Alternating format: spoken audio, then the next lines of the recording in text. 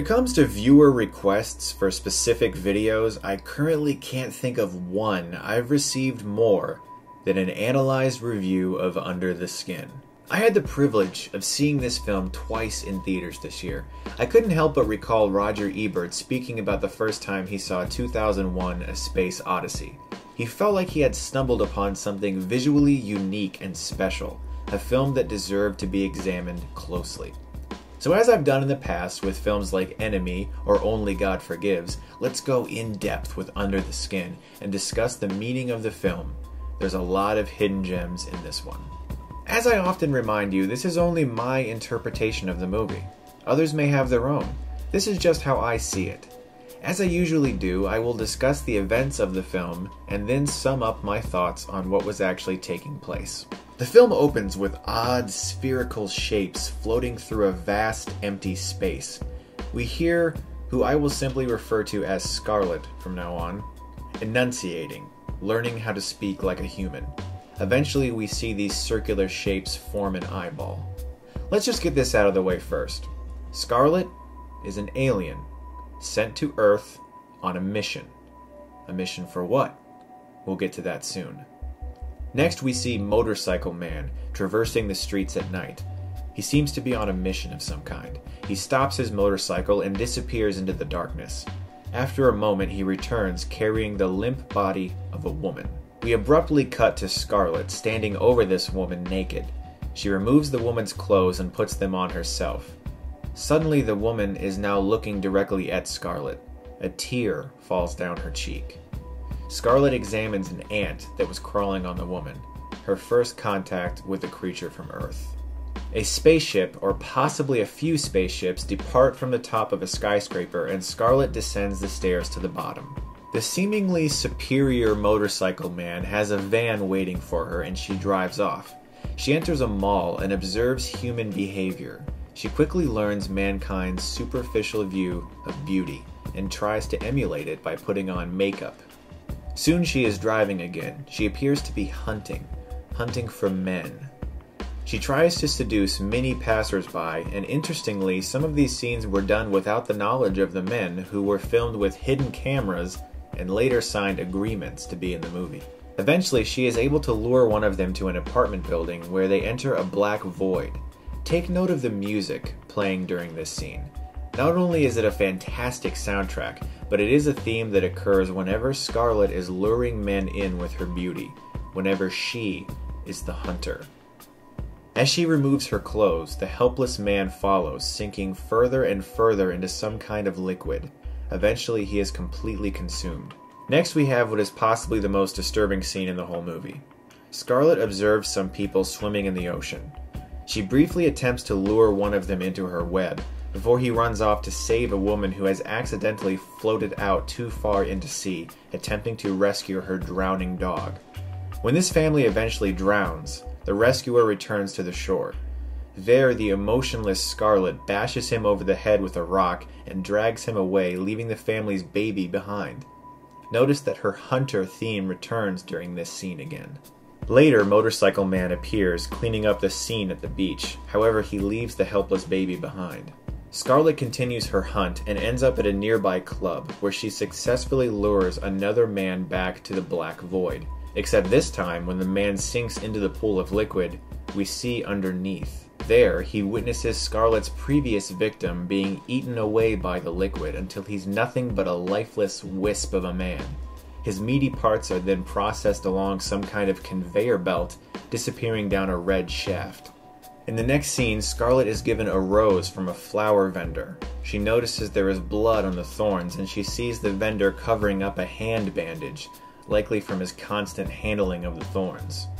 After sending yet another man to be processed, we see Scarlett standing in a dark room being closely examined by Motorcycle Man. He stares at her intensely, looking deep into her eyes. Don't worry, I'll get to this stuff soon. Next, Scarlett is walking through a crowded street and slips, falling to the ground. She notices a large group of people offering to help her up, and appears taken aback by this. Then we get a series of shots showcasing people doing everyday things, meaningless tasks that only seem significant to someone truly observing humanity. Her next encounter will be her most important one. She picks up a man whose face is very deformed, and she attempts to make small talk with him like she always does with these men she views as prey. She learns that he's never been with a woman and has no friends. When she lures him back to the void, she begins to remove her clothes and leads the man forward until he is consumed by the liquid like everyone else. She exits the room and stops abruptly in front of a mirror. She gazes at her reflection and seems to have a sudden epiphany. She then notices a fly trapped in the glass pane of the door. It's then that she makes the decision that changes the rest of her life. She begins to feel. She lets the deformed man escape and he flees into the grass. Motorcycle Man seems to be aware of everything she does because he is suddenly on the move. Now we see Scarlett in a very different way. She appears afraid for the first time, unsure. She doesn't understand what's happening to her. Motorcycle Man quickly tracks down the deformed man and locks him in a trunk, driving away, presumably to kill him or get rid of him or something like that. Soon Scarlett ditches her van and runs to a nearby town as Motorcycle Man tracks her every move. In this town, Scarlett tries very unsuccessfully to eat a piece of cake. She spits the cake out and leaves the restaurant. She aimlessly wanders onto a bus.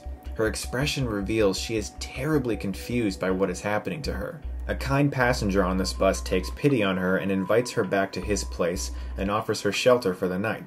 This gives her even more opportunities to observe human behavior as she watches a comedy show and even starts tapping her finger to some music. When she is left alone in the guest room later that night, she gazes at her naked body in the mirror, and it's clear that she becomes taken with her appearance. She discovers her physical beauty. Then we see multiple motorcycle men searching for the rogue Scarlett as she goes about another day of discovery with this man, hiking through the woods and seeing the sights of the land. It's at the end of this day where she attempts to make love to this man, even though she doesn't really know what that entails, which is made painfully clear when he tries to penetrate her and she lunges upward, bringing the nearby lamp to her crotch, examining whatever's going on down there. She flees into the woods, terrified, where she encounters a logger who warns her to watch her step. She next comes upon a hiker's retreat, a small building made to shelter hikers who are trapped in a storm. Horrified, she falls asleep there. When she is awakened by the logger attempting to rape her, she escapes into the woods with him following closely behind. As he comes upon her, Scarlett's hunting theme music is heard again. However, this time, she is the prey. As they struggle on the ground, the man suddenly backs away in terror when he sees a large portion of Scarlett's skin tear away. Scarlett sits up and begins to remove her skin, revealing her true alien form.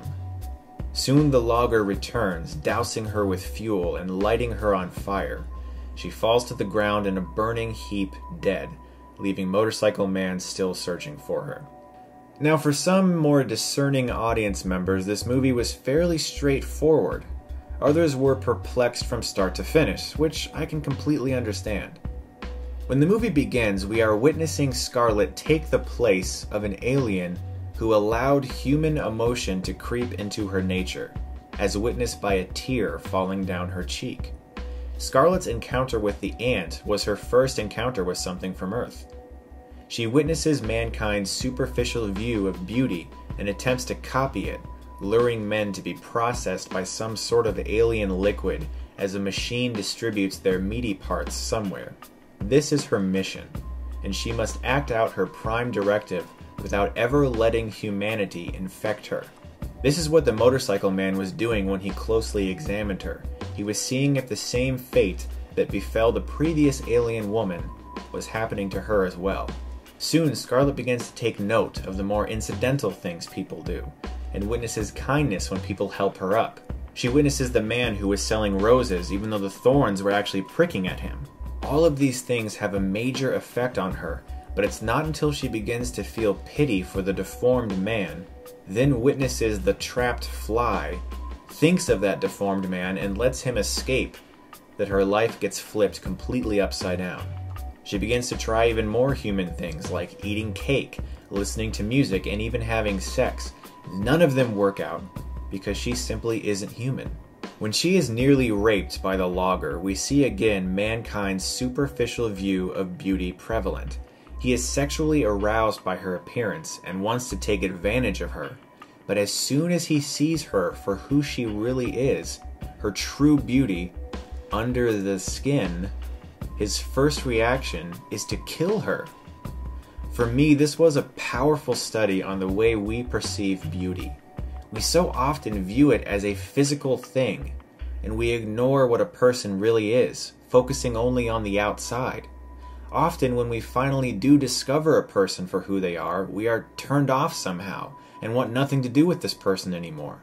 And some people are caught at a crossroads, like Scarlett's character, unsure of who they are, what their purpose in life is, afraid to break free from the norm and challenge authority. Under the Skin has many important messages like this hidden throughout it, and I hope this video helped shed some light on some of them. It's a film that I can see being examined for years to come, and one that I think deserves to be. Of course, this isn't to say that all of humankind has a superficial view of beauty. It's just that a large majority of us kind of do. Thanks so much as always, guys, for watching my analyzed reviews. I will do my best to do even more of them in the future. They take some time and I appreciate your patience, but I'm happy to do ones that you guys would like me to do. Thanks so much, guys, and as always, if you like this, you can click right here and get Stuckmanized.